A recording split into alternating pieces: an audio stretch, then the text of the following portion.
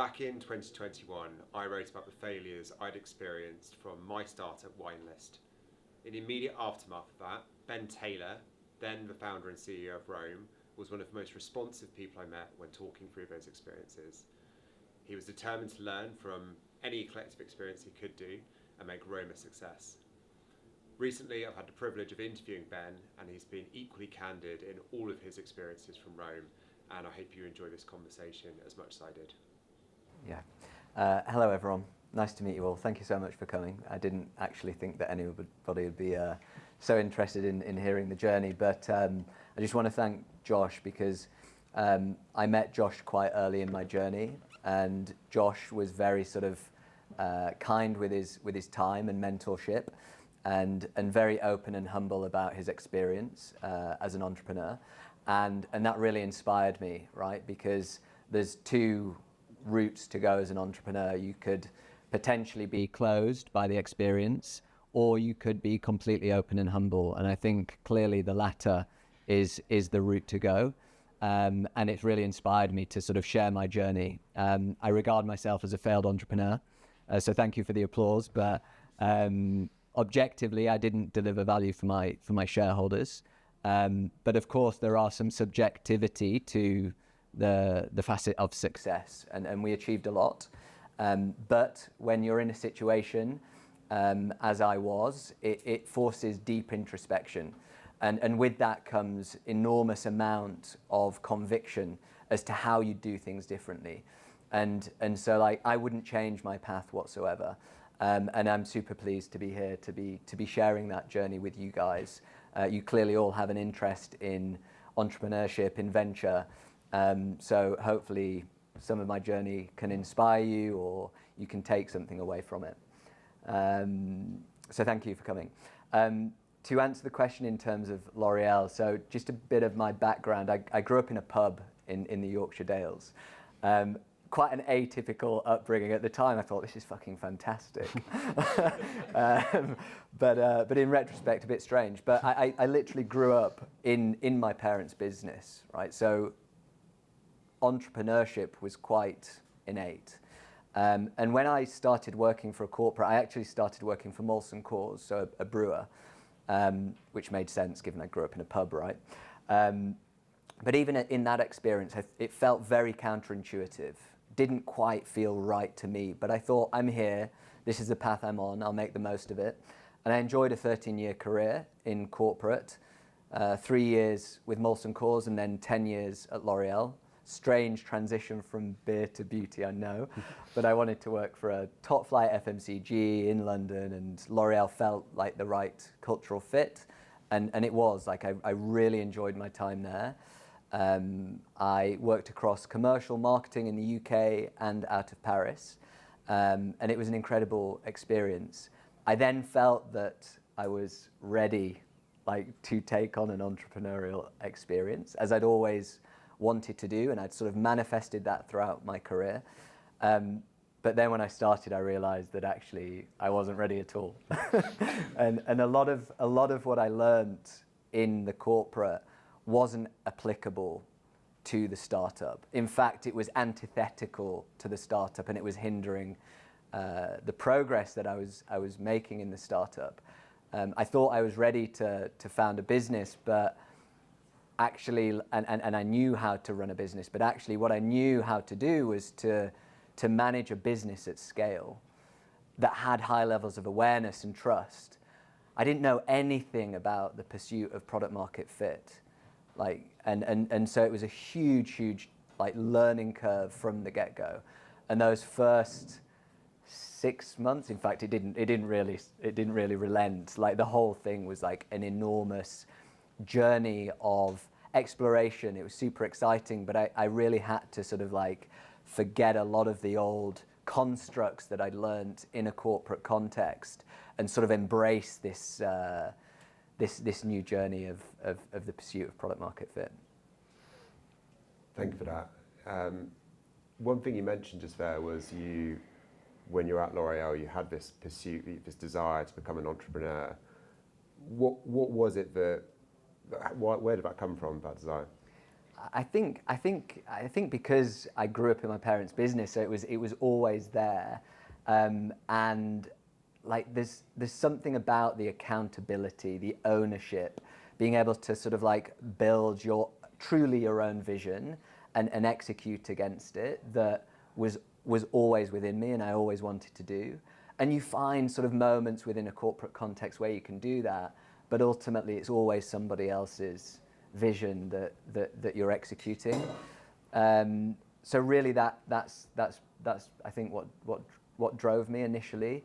And then sort of like as you think about it and you progress through your career, and L'Oreal as a corporate is a super innovative business, right? The entire business model is based on innovation, and that became really interesting for me as a marketeer. And then sort of like the idea or the concept of not just delivering a service as my parents did, but bringing something to market that met a consumer need, like that then became the real motivating driving force behind why I took the step. And very much want to hear kind of what that piece was like. But the bit at L'Oreal, what types of work were you doing? What were the brands you were working on at that stage? Yeah, so I worked in the consumer product division. So there's several divisions at L'Oreal, but I really wanted to be in the fast-moving consumer product division. So I worked on L'Oreal Paris, Garnier, Maybelline, and I worked in commercial predominantly for the first 7 years. I then moved to Paris, where I did a global role. It becomes even further away from true venture when you're doing that, but super interesting because I got exposure to different countries, different consumers, different need states. So very, very interesting experience. I then came back to the UK in a marketing capacity, and I managed L'Oreal Paris Skincare, and then COVID hit just as I'd quit and then founded Rome. And was there overlap there, or did you quit? There was a bit of overlap, yeah. Don't tell L'Oreal. What was and also for those who don't know, what was the Rome starting kind of the kernel of that story? Where does it come from and why? Yeah, I decided to be proactive about it. I think some people sort of fall on an insight and they're compelled by the insight and then they pursue that insight, and I think that's the best way to go. I decided that I wanted to take that step, and so the way that I approached it was I took a perspective on the health and beauty market, and my observation at the time was every single category is realizing disruption, but each category is at a different stage of disruption. So my logic was like, well, choose a category that hasn't been disrupted and go after it. And we started with dental care, and for a number of different reasons, we decided not to pursue that.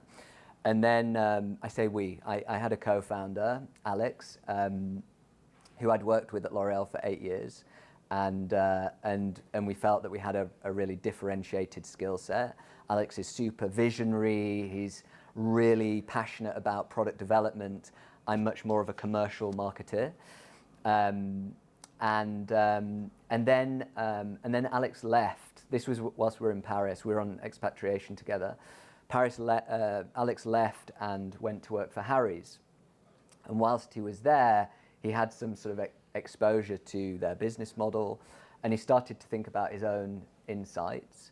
And he reapproached me and he said, "Look, Ben, like I've been thinking along the similar lines.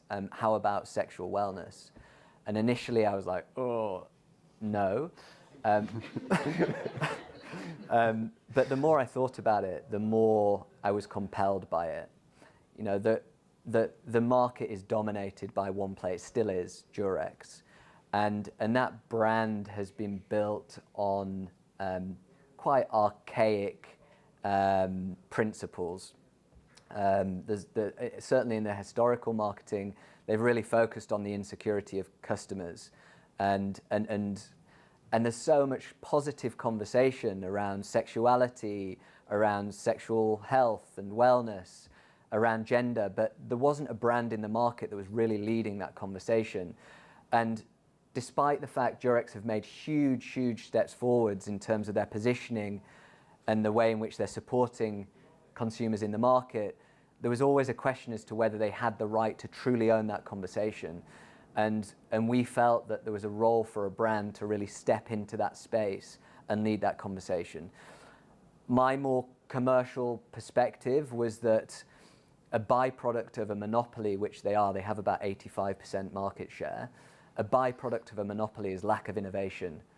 So if you think about sexual wellness, like certainly in the mass market, it's condoms, lubes, and vibes. Some vibes, but not many, and only for a certain specific person. So like there was a huge opportunity there, and coming from L'Oreal, which again the business model is based on innovation, we were like, look, there's a huge opportunity to come and innovate in this category. But the starting point was wrong.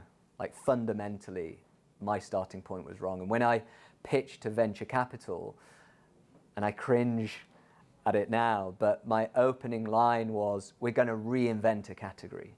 And actually that was completely the wrong starting point, because if you reinvent something, what you invariably end up with is an alternative solution to a solution that already exists. And then when you try and acquire customers, it becomes really expensive, because instead of providing them with a solution that they're proactively searching for and they can't find and therefore convert really easily, you have to convince them as to why your product is better than the existing one that they know and trust. So the starting point of reinventing a category is wrong. And what I should have done is said, who's my target audience? Like, what are their need states within sexual wellness? And what have they got solutions for? And what do they not have solutions for? And then I should have built a product for that specific customer that they couldn't find in the market. And if I'd have followed that process, the pursuit of product market fit would have been much easier, I think. You've mentioned product market fit a few times. How did you think about product market fit in those early days at Rome? Truthfully, I didn't, because I didn't truly understand it at the time. Like, that's the truth.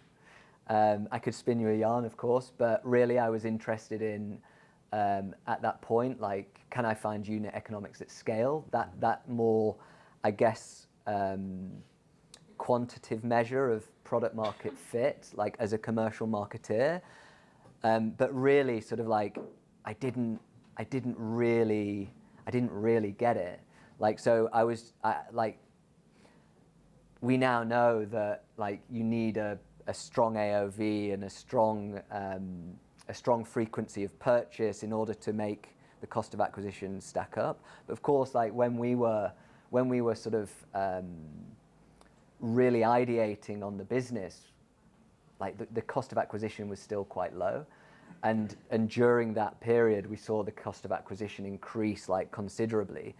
And I'm sure we'll come on to it, but that as well, that sudden increase in cost of acquisition, and therefore business models like Harry's, like coming into question, like that change in context made it quite difficult to find unit economics that scale. But yeah, we tried to scale a condom subscription, because I knew that I needed the recurring revenue in order to make the unit economics work.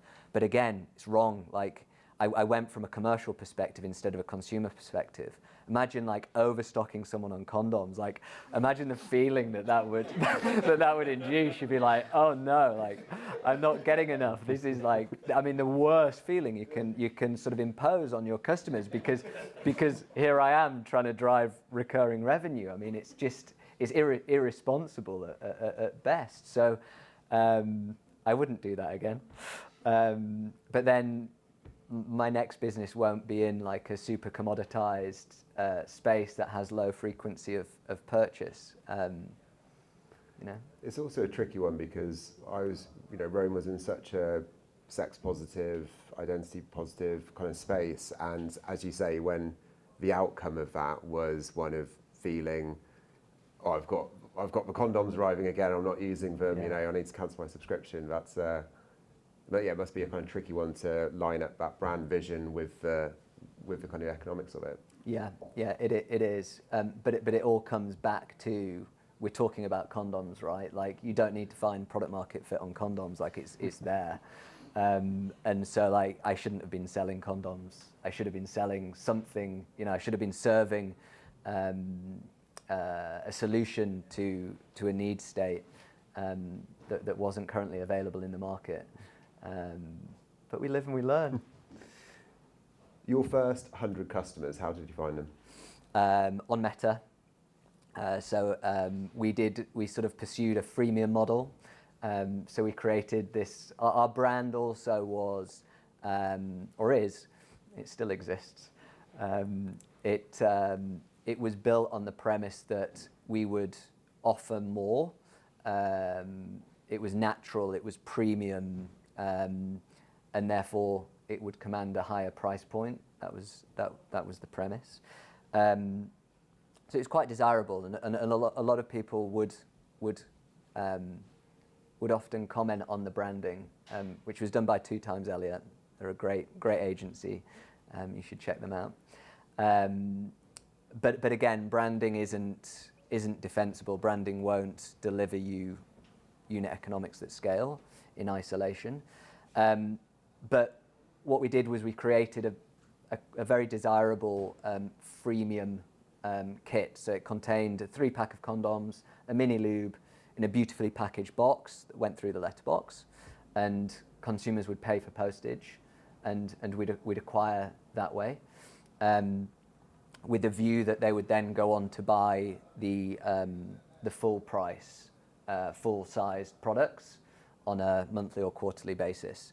And because of the desirability of the product, it scaled really quickly, but then the activation rate, so the percentage of people that went on to buy the full price product was too low to warrant the cost of acquisition, which was about £10 at the time.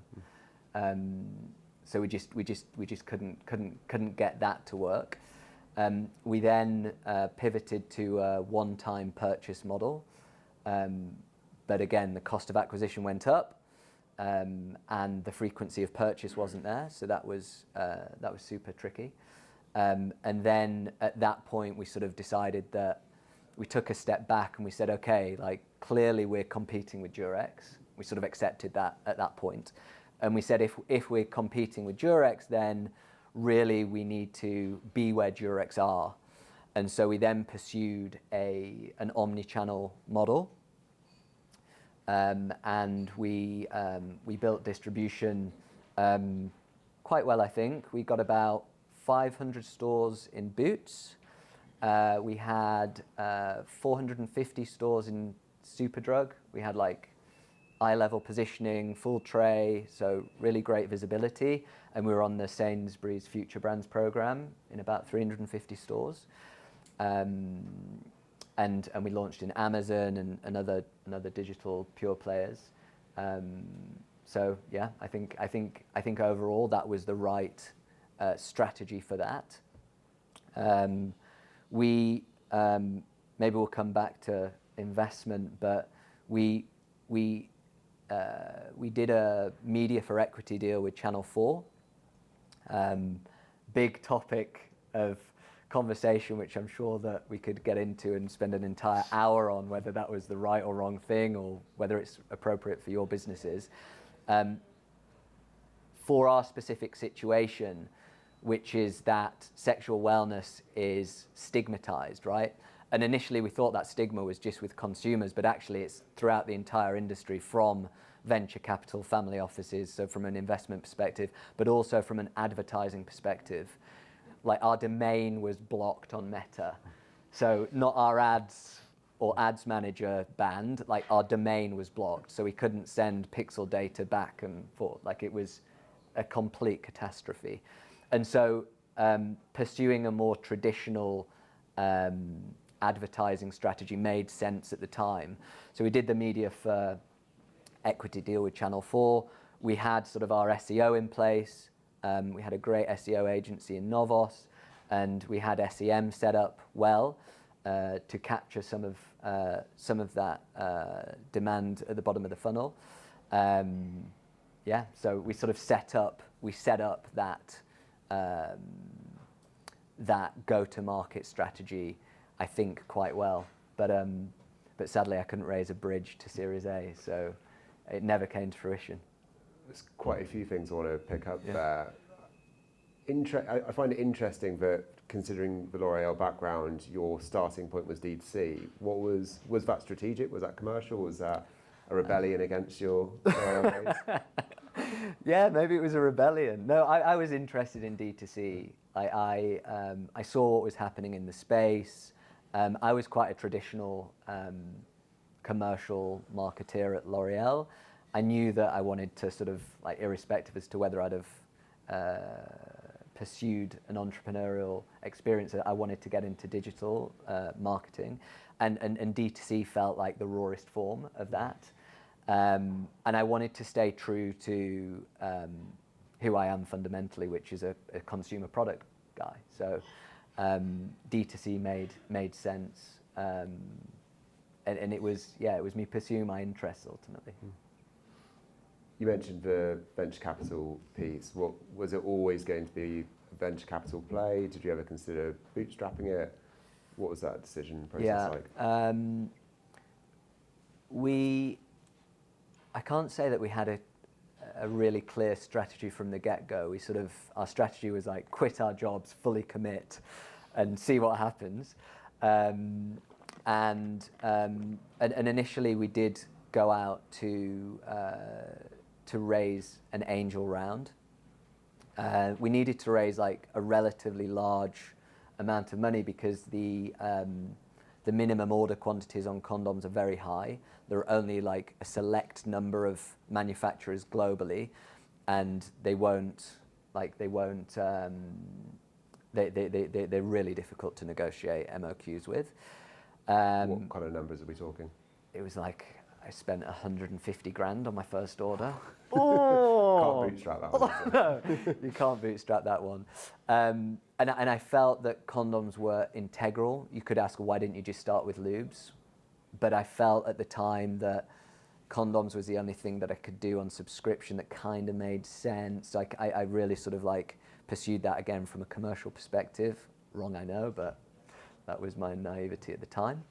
And so we went out to raise a 350k pre-seed angel round, and then and again, like with everything, it costs twice as much and it takes twice as long, and that is so true in venture. And sort of again, I was super naive in thinking that, you know, I only needed 350k and I was going to spend a large proportion of that on minimum order quantities. And then we were introduced to some venture capital capitalists, and that's when we were offered a term sheet that sort of pushed that pre-seed much higher. So we ended up taking venture capital at a very early stage. There was then a smaller fund that then followed, and all of a sudden we had a much bigger round than we anticipated. But I think an appropriate amount of money for the type of business model that we were pursuing. Whether I used it in the right way is another matter. I think you often do see businesses when they have over-raised or kind of are oversubscribed that will sometimes kind of spend. You're encouraged to spend up to that limit. Do you think that was the case there, or? Yes, I would. I would spend it very differently next time. Of course, like we raised in the beginning of 21. There was a lot of venture capital in the market. People were doing sort of like pre-revenue 5 million rounds. There was a lot of money there. And so we sort of had confidence that we'd unlock a decent seed round, especially given our our venture capital, our lead VC was a seed stage VC, is a seed stage VC that do sort of like an average ticket of sort of 3 million. So we kind of felt that we had the right support, and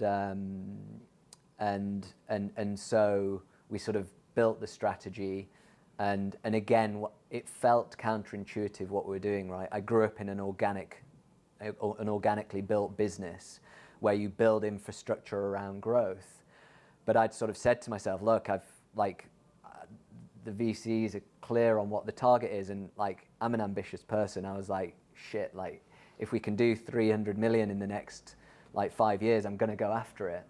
And I sort of gaslit myself a little bit. I was like, I need to build the infrastructure to facilitate the growth instead of building the infrastructure around the growth.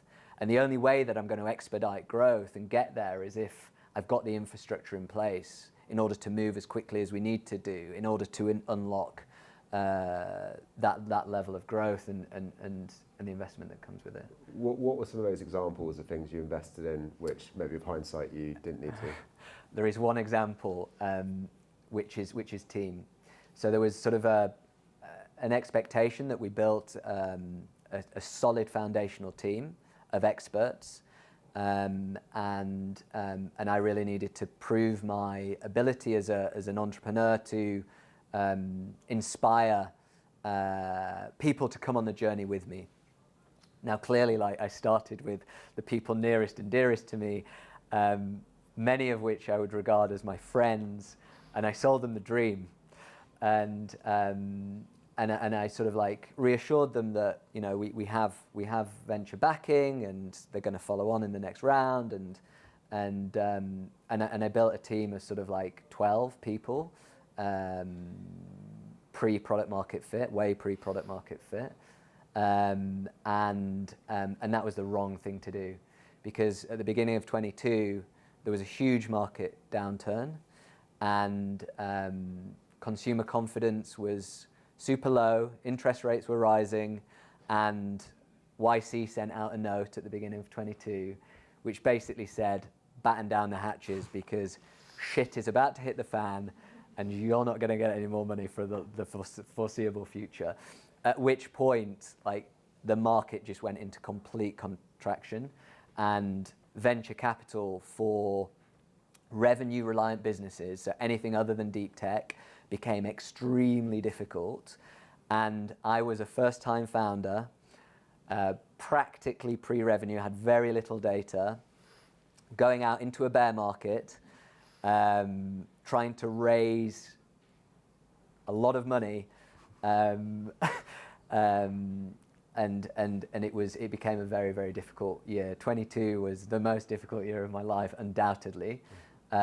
We went out to raise literally at the beginning. Well, we prepared the seed round in quarter 4 21, and then we went out to raise in quarter 1 22, and it just got harder and harder. And at which point, sort of, I got to June and my runway was done, and then I had to very sadly make some of those people redundant.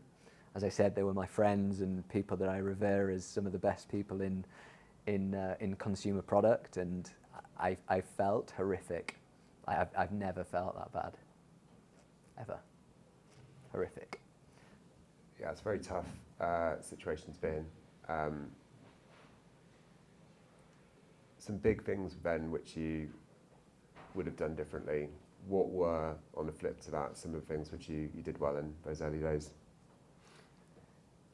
Sorry, the question. What were some wins you did in the early days? Wins, Things yeah, you did well. yeah. There was a lot, like that. I mean, the win is in the experience, right? Like to go through that and to learn and to build conviction. I feel like hugely grateful for.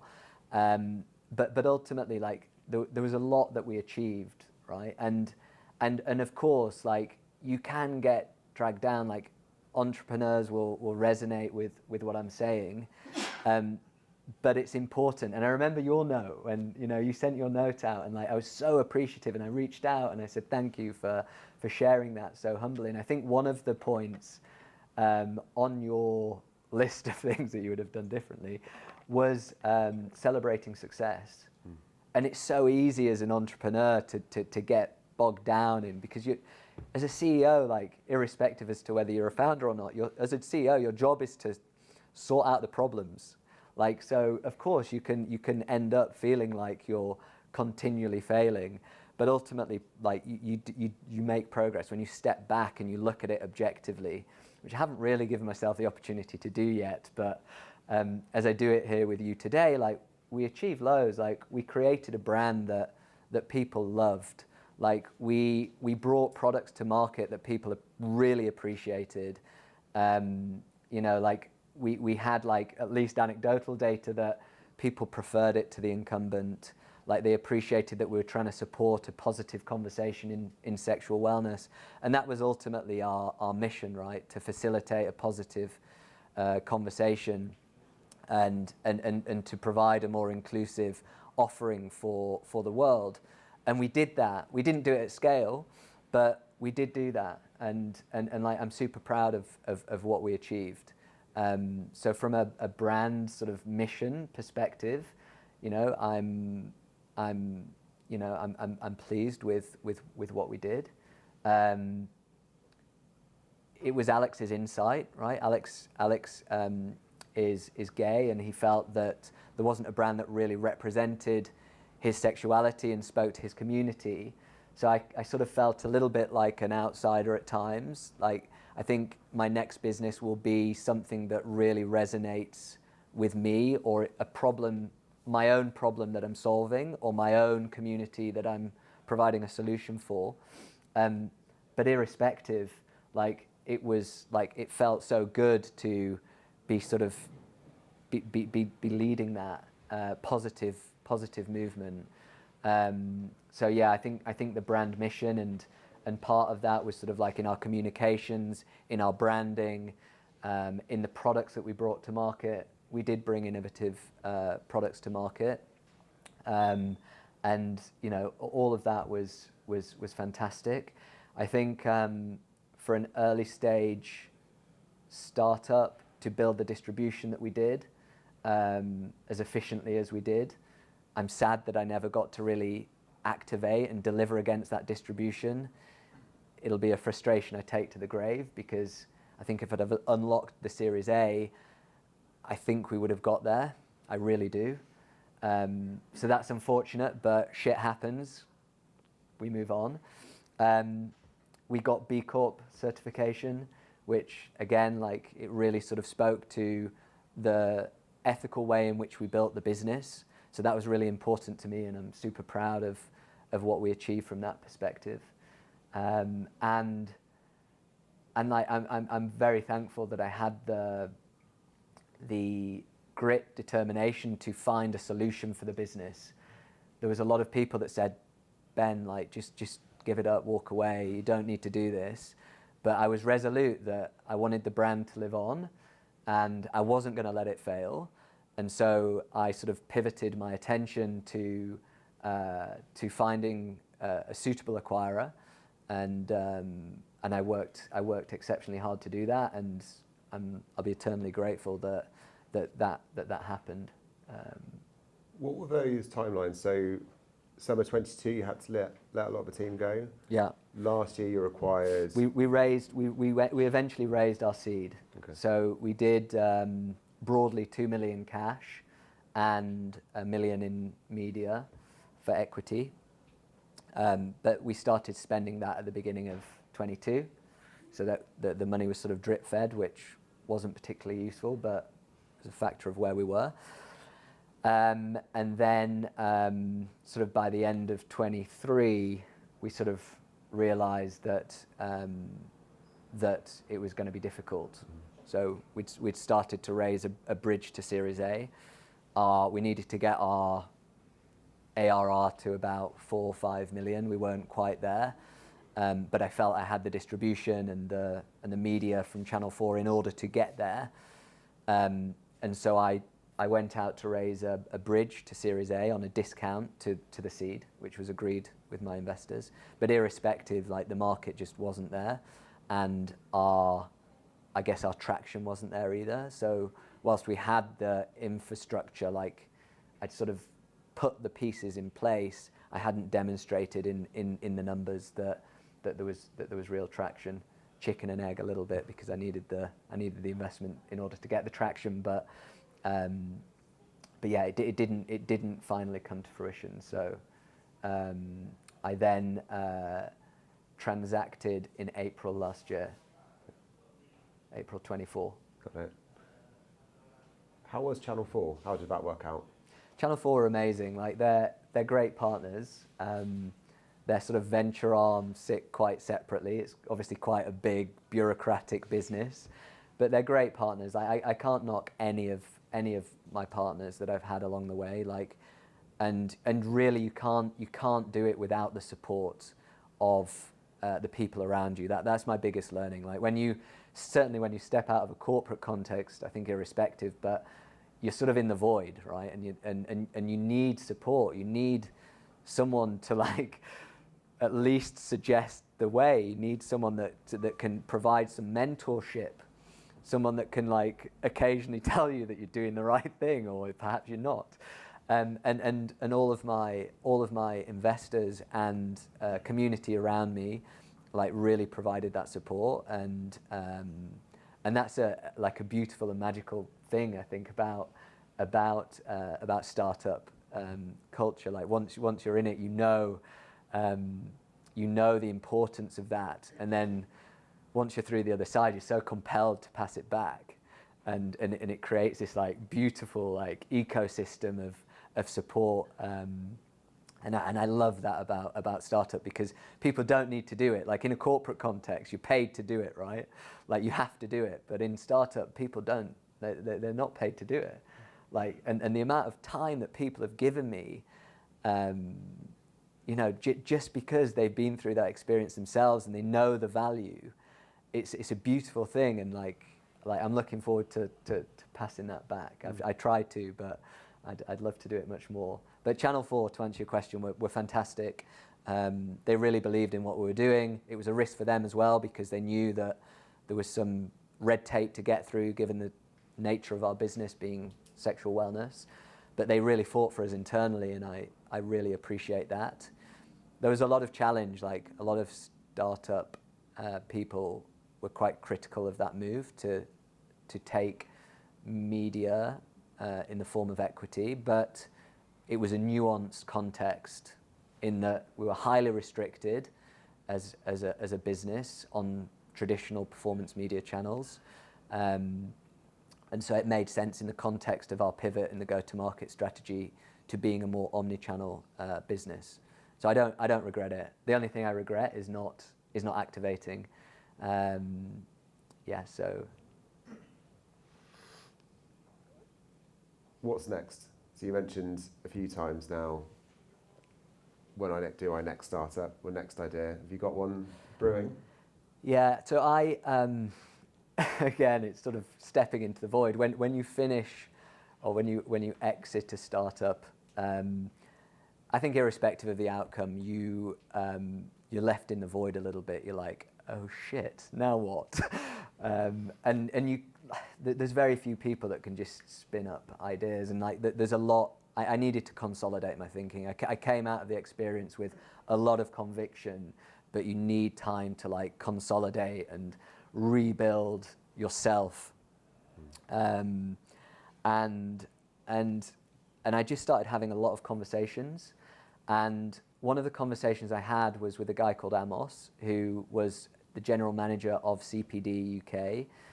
Not whilst I was there, whilst I was in Paris. And I knew he'd had an entrepreneurial experience in Belgium. He set up the first beauty box business in Belgium.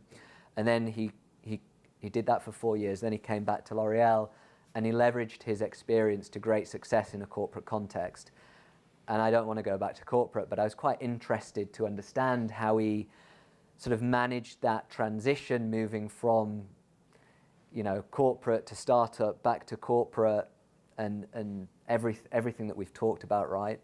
How you manage that transition. I think it's quite difficult to go back to corporate once you've had a taste of building something for yourself. So I was super interested to hear his journey, And we had the conversation. He said, "Look, I'm actually working on at the time it was under NDA. I'm working on an entrepreneurial initiative. You know L'Oreal culture, you know beauty, and you've had an experience in startup. Why don't you come and give us a hand?" And so I've been working on Noli for the past 6 months. Noli is a beauty platform powered by advanced beauty technology, and it diagnoses consumers' beauty needs, and it provides them with a personalized recommendation. And once you have your beauty DNA, you can shop around, and each product will give you a match score, 1 out of 10, as to its appropriateness for your particular skin needs. And so it's a super interesting proposition, I think quite revolutionary within the beauty space. It's very much digital product first business. I've always been consumer product. So it's been super interesting to be working on that. I've been consulting generally on the business, but most recently building out their growth function. So it's been a fantastic experience and very nuanced, given that it is a corporate-backed venture. It's interesting some of the decisions that are made when you have that level of resource. Want to open it up to the floor? Yes, straight away. Hi Ben, so I was on the founding team of Licked back in 2019, so a lot of crossover and experience we used to in Times Elliott. We did a seed crowdfunding round, went through the old D2C journey and went omni-channel and had to discover all the things you had to discover around CAC versus AOV in a changing environment. So it's like really fascinating that you're getting sort of buffeted by the same winds at the same time. Yeah. And one of the things that recently I sort of weirdly read Shoe Dog, and one of the things that was crossover with the experience was just this litany of things going wrong the whole time, things breaking and interacting, and not necessarily things you could have envisioned. So like in our first, before we had even launched, our factory went bankrupt. Then once we had sorted that, then there were floods in Wales, so we had to go and rescue the cans off the back of a truck on the side of the hill. And literally things that you could never imagine.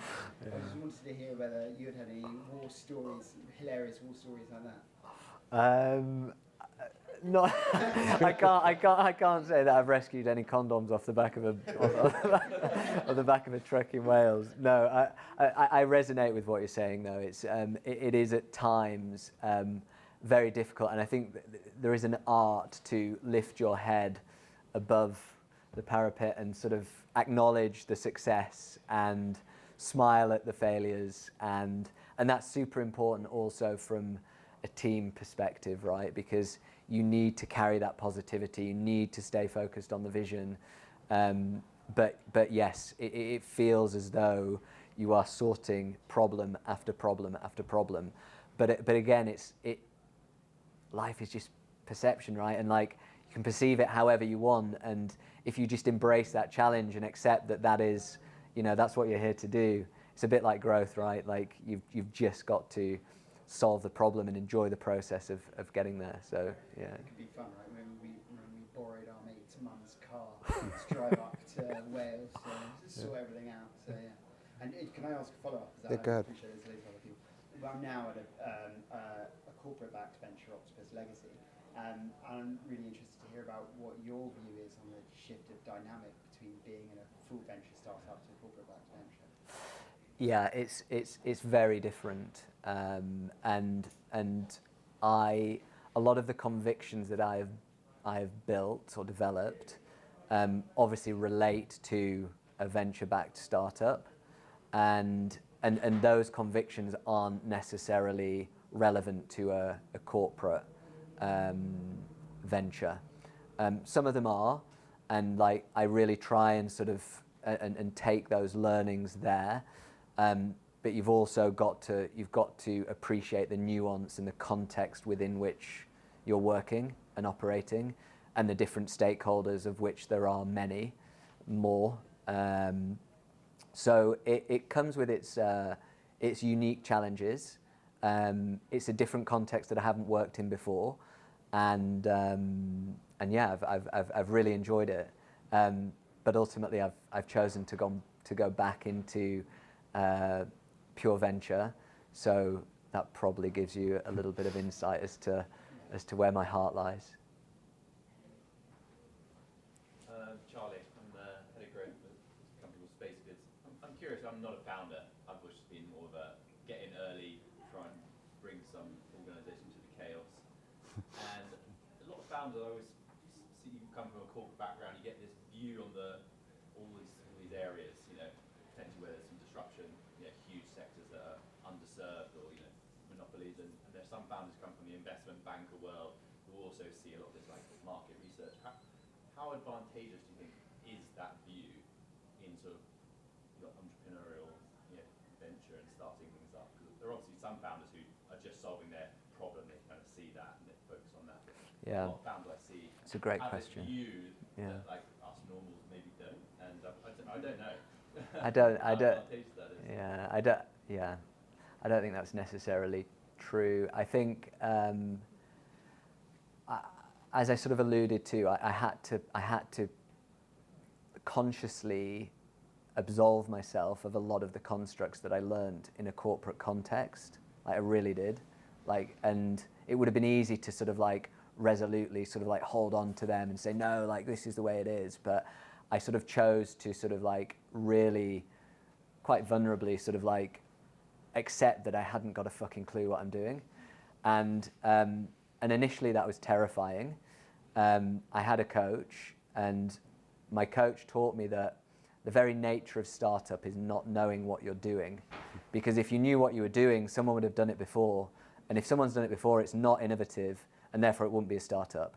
So again, it's about sort of like embracing that. And it's scary, right? Like, it's scary for everyone, but you have to sort of like embrace it and enjoy that journey. So the chaos is what it's all about, man. Like, yeah. and that's the beauty of it. To answer your question, like, where does the corporate come into play? I think probably a little bit further down the line. So like, I felt quite effective at the business that I'm currently at, because it's got a lot more resource.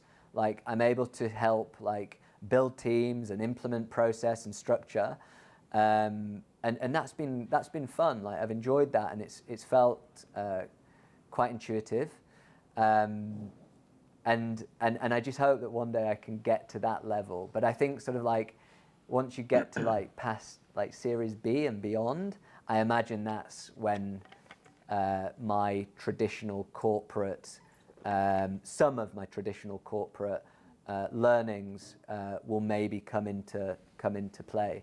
But I'm again like super grateful that I've had the experience of both, and I've got learnings across both, and hopefully I can then put that into good use in the next venture. Hi. Hi, Victoria, founder of Hot Lake Chocolate. So inspiring to hear your story about sex wellness. Thank you. And I had a question about your decision on product expansion versus geographical expansion. Yes. You decided to increase the range. Yeah. And I hope increase LTV versus going to US. Yes. More liberal, can advertise. Yes. It's a different market. Can you talk through your thoughts on this? Yeah, of course. Thank you. Great question. So going to the US, as we all know, is like a huge step. It's a massive market. Everything that you've said is true, but it requires a lot of investment to get there. And we felt it was really important to prove out a business model here in the UK, in a market that we know, and with a consumer that we understand, with our VCs here. That was super important at the time. If I was to start a consumer product business today, would I do it in the UK versus the US? I'd probably do it in the US, if the truth be known. Again, I don't know the US really well, but I'd probably rather take a bet there. And in terms of product expansion, that was our bread and butter. Like, Alex he's a product developer, and he's a great visionary when it comes to building out sort of brands from a physical product development perspective, and is passionate about it. So that came very intuitively, and it made sense to harness his passion and his expertise to sort of build out the range.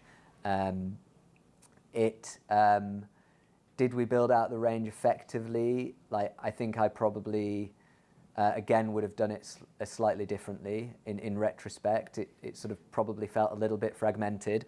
And again, that is because our perspective was on the category, not on the consumer. If we were clearer, if our starting point was the consumer, and we were clear on the consumer that we were addressing, as opposed to the category trying to be something for everyone, I think our product development would have felt more cohesive and therefore being more effective, as opposed to having something for everyone, which becomes really difficult when it becomes fragmented. Like you cease to have the efficiencies in your media, right, and your LTV, because you're trying to acquire different customers instead of one customer that then delivers lifetime value, because your product range has been developed for that specific consumer. So I do things completely differently, but thank you. It's a good question. Hi, Sagar, I'm one of the directors here at Young Foodies. Was a really interesting thing around the subscription model and that world, right? And I guess in a world now where we're almost drowning in subscriptions and people are actively trying to reduce them, how do you feel about brands and products that are entering into a subscription model versus actually building a product that people will buy on shop shelves or D2C? I think the starting point has to be product. So you should never start a business with the business model in mind. It should be like, what is the product that I'm building, and is that serving a true consumer need that can't be found elsewhere in the market? And can I build the very best possible product? You know, like for me, it starts fundamentally. In consumer product, you have to get the product right, irrespective of the model. And then the business model, I think, needs to make sense. It needs to be intuitive, and the business model needs to serve a need state as well, right? It needs to solve a problem. And if you're creating more problems than solving, as my condom subscription was, it's antithetical and it's simply not going to work. So I think I'm all for subscription, like, damn right. Like, if you've got a product, be it digital or physical, that plays to subscription and people want it because it delivers more efficiency in their lives, it's convenient, then yeah, do it and scale it. Like, I'm all for it. But I think you've got to think about, like, what is the product that I'm selling? Like, what's the value? What's the frequency of purchase? Does it make sense? Is it helping my customer, or is it hindering them? So I think that's the way I'd think about it next time. Hi, nice to meet you. I'm Jack. Recently joined Point. Really interested in your Meta journey, because correct me if I'm wrong, you said you had your first 100 customers from Meta, and Yeah. obviously I'm interested to know about the journey from that to your site then getting kind of banned. I'm always interested in kind of, I've worked for a number of companies where you have to be really careful on your claims, and Yeah. recently worked in the kind of the longevity space where you have to be super careful. You can get kind of like shadow banned on CPMs. Yeah. I'd like to hear more about that, and then if you had any workarounds or then any kind of like other like D2C channels that you used already. Yes. So we, as I said, we tried to scale we did scale a freemium model, and we had a lot of ads that were blocked, but that's normal, right? I think in any business, we probably had more than usual. We had quite a lot of confidence because brands like Hims and Manual and Newman were sort of talking about erectile dysfunction, but in a more, I guess, medical, like, problem solution way. Our brand was ultimately about experience, so it made, like, articulating the value proposition quite difficult, working within the guidelines of Meta. But we tried to work within the guidelines. But irrespective, we had a large proportion, probably about 50% of our ads were blocked, and that's problematic even from a production perspective. Like, it's so inefficient, especially at that early stage. And then yeah, we just pushed it too far, and one day it was just it just stopped. And as I said, it wasn't the ads, it wasn't the ad manager, it was the domain that had been completely blocked. And we still to this day haven't found anyone who's had the similar problem. And we spoke to Meta, as I'm sure you know, we went right up the ranks, we escalated it like as far as it could possibly go, but they just couldn't help. We did find a kind of workaround, so we sort of hacked it from a tech perspective, using a different URL and then pointing the data back, but it was very, very difficult to scale. Like when you start making those sort of like hacky changes, it like the quality of the data just simply isn't there, and it becomes really, really difficult. So and it was challenging, right? Because at that point that happened, I'd sort of come to understand a bit more about the quantitative measure of product market fit and what needs to be true in terms of finding unit economics at scale. And I was like, oh shit, in the absence of recurring revenue, this is going to be really difficult. And so I sort of pursued it probably a little bit longer than I should have done. In retrospect, like for that particular business, I'd probably go with I'd probably look to partner with an ambassador that made sense. I'd really focus on earned and earned. So I'd really build organic as much as possible, and I'd just build out distribution as much as I possibly could, both digitally and physically, and I'd just approach the whole go-to-market strategy very, very differently. But again, at the time, like I let my ambition cloud my judgment or logic, and I was just like, I just need to make these unit economics work, and I need to just throw money down the funnel, and it's just a wrong approach, man. Let's do one more question. I think you were first. Hi there, I'm Olivia from L'Oreal. Hi. I also grew up in a pub, so Did you? Castle, Yeah. Coca-Cola. Coca-Cola. I want to ask you, firstly, thanks for being so open and honest, sharing with us so generously. I think it was super insightful. I've only ever worked in obviously corporate, and I was at Charlotte Tilbury as a startup, but I think there's some great learnings we can all take. I think I really believe in the insight that you built Rome on, with Durex owning such a large proportion of the market. Do you think there is still space in that category for innovation, or do you think Durex will continue to be this giant that dominates the category? It's a very difficult market to crack. When a player has that level of dominance, it's tough on every aspect, and sexual wellness is still quite commoditized, and that's a bit weird, right? Like the most intimate of all acts, and yet the products that we use within that intimacy is commoditized. Like, it just doesn't make any sense to me. So there is something there, right? There is the need for someone to come and create disruption. The way in which it's done needs to be different. So like I still believe resolutely in the opportunity. But it needs a lot of investment in order to get there, and it's a shame that even the other challengers brands in the space that are owned by corporates, they're not differentiated to Durex.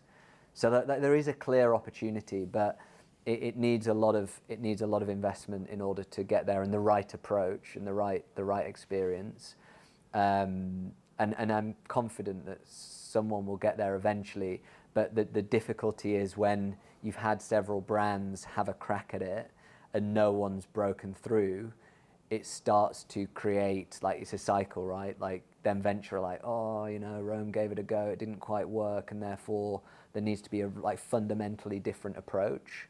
Again, like if I was to approach it of that category again, I'd start very differently, and I'd start with a niche. I'd start with a truly differentiated product, and then I'd really build upon that, and then like way further down the line, once I'd really built the business, I'd then maybe expand into more directly competing segments within the category. But the starting point for the foreseeable would be truly differentiated products. Just want to build on that. With your distribution, like you went like big very quickly. Working for L'Oreal, some of the things with our brands, like we hold back on distribution as part of like a roadmap. Would you have done that differently with your distribution, or you still think that was? No, like I chose my 3 core players: Boots, Superdrug, and Sainsbury's. And I don't regret that decision whatsoever. That was right from a consumer perspective, and I made sure that I built quality distribution, so the right products in the right stores at the right level of visibility. So I don't regret that one bit. I do regret not delivering against what I promised the retailers as well, because I obviously sold a dream, a vision to them, and unfortunately I couldn't execute against it. So hopefully I didn't burn too many bridges, but I felt I let my retail partners down, who I've worked with for the last decade. So yeah, I don't regret building the distribution. I do regret not being able to activate against that distribution. Ben, thank you very much. That's Thank all you. been absolutely excellent. Yeah, round of applause for Ben. Thank you.